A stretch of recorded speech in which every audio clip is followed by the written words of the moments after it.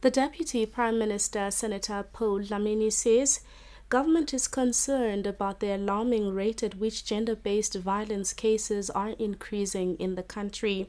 The Deputy Prime Minister says gender-based violence impacts negatively on socio-economic development since women play an integral part in the holistic development of the country. Here's a report.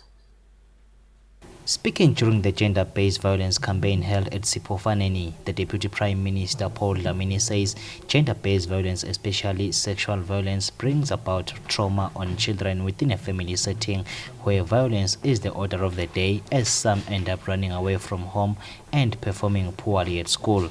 The Deputy Prime Minister says the affected people or victims end up getting sick mentally. As much as this government is fully committed to the protection of the rights of vulnerable categories through supporting all programs aimed at curtailing the gender-based violence pandemic.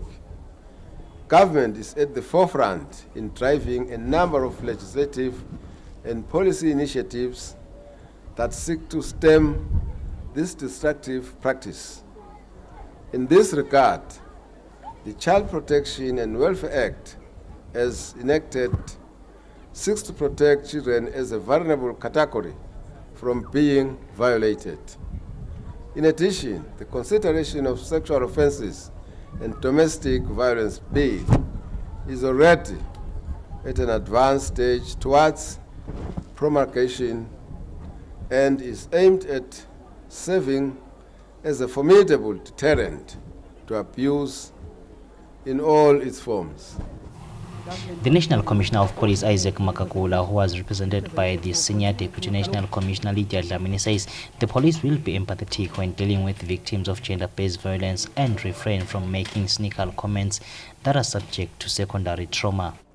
Our appreciation also goes to non-governmental organizations that play a vanguard role in the protection of the rights of women and children and mitigating cases of abuse.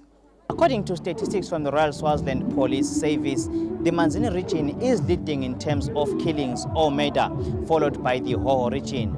Right here at Sipofaneni, it is reported that the Sipofaneni area is leading in terms of gender-based violence, followed by child abuse. Now, this is not worrying only to the Royal Swaziland Police Service, but to members of the public generally.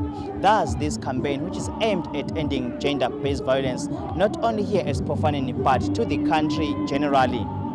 For Swazi TV News, I'm Gianni Msibi with Humphrey Dlamini.